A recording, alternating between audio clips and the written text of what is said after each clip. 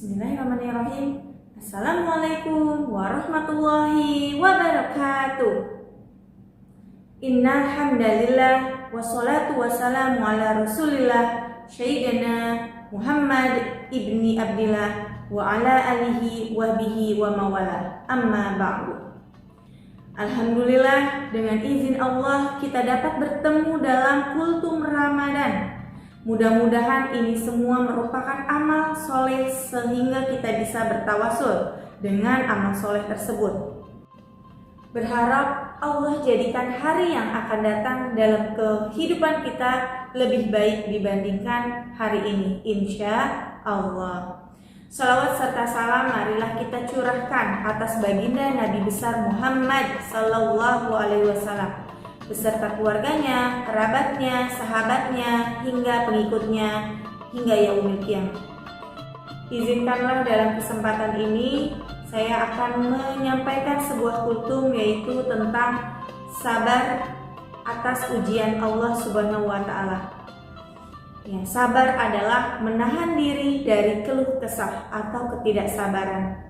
Apabila seseorang mampu menahan dirinya dari keluh kesah, kegelisahan, dan kegundahan akibat berbagai macam cobaan, maka ia tergolong orang-orang yang sabar. Sebaliknya, tak kalah seseorang suka mengeluh, mengadu, dan selalu merasa khawatir atas berbagai macam musibah, maka ia bukanlah termasuk bagian orang-orang yang sabar.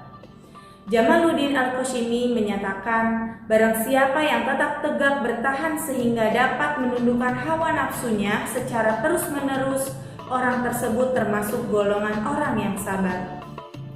Pahala kesabaran sangatlah besar.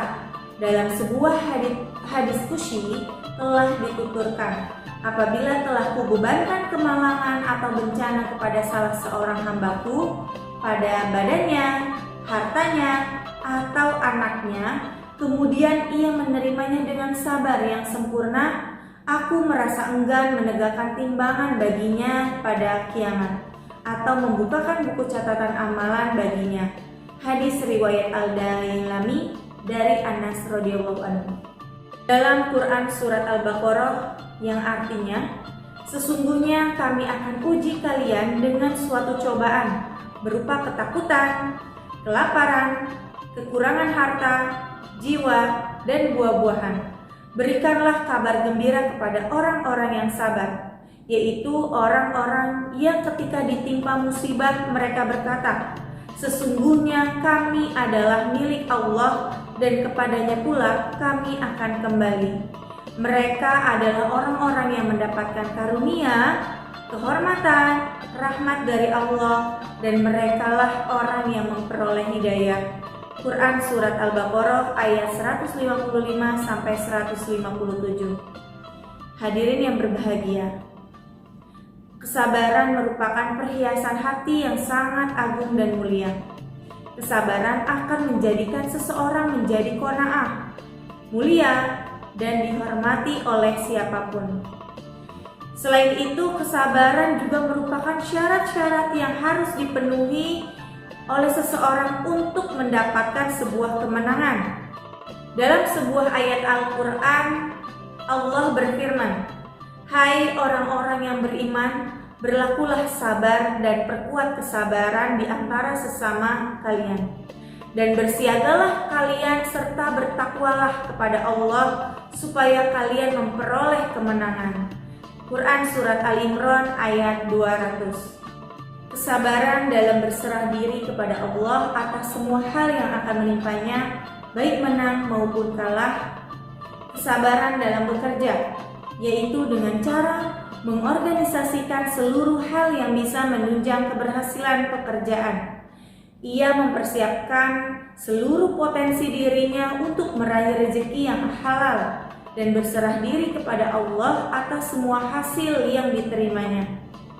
Ayah, bunda, dan ananda yang dirahmati Allah, kesabaran dalam berdakwah Islam harus diwujudkan dengan cara berjalan sesuai dengan dakwah Rasulullah SAW dan penuh dengan cobaan dan musibah.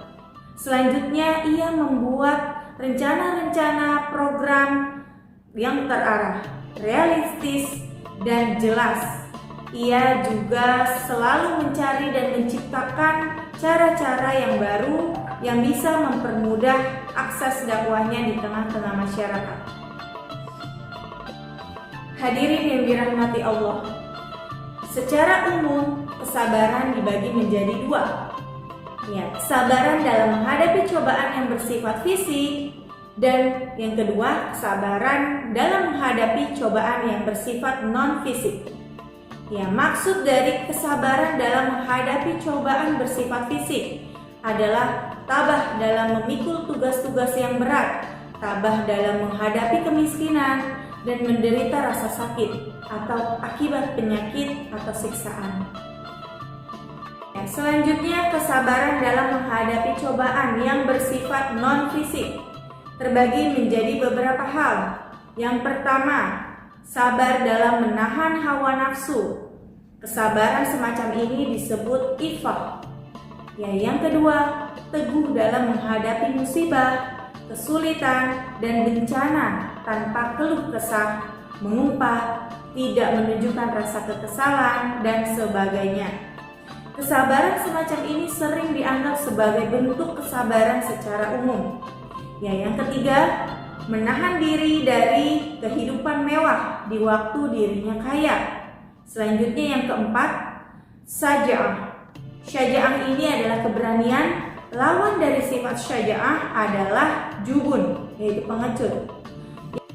Yang kelima, tasamuh atau toleran, yaitu sikap untuk menahan diri dan lapang dada terhadap musuh. Yang keenam, kitman, yaitu menahan diri untuk tidak menyampaikan suatu aib atau rahasia, baik rahasia sendiri, orang lain, dan negara. Yang ketujuh, ada zuhud, yaitu menahan diri dari kenikmatan atau kesenangan dunia untuk memperoleh kesenangan akhirat. Yang kedelapan, qanaah, yaitu menahan diri hidup yang berlebih-lebihan dan merasa puas dengan kehidupan yang diusahakannya. Kesabaran akan membuahkan keberhasilan dan kebahagiaan. Sebaliknya, sifat tergesa-gesa, gelisah, dan berlebihan akan menjatuhkan seseorang ke dalam kegagalan dan kemurkaan Allah SWT. Nauzubillahi min dzalik. Baik, alhamdulillah cukup sekian untuk kultum hari ini. Kurang lebihnya saya mohon maaf. Apabila ada kesalahan itu datangnya dari saya sendiri, dan jika ada yang benar datangnya dari Allah Subhanahu wa taala. Akhirul kalam, wabillahi taufiq wal hidayah. Wassalamualaikum warahmatullahi wabarakatuh.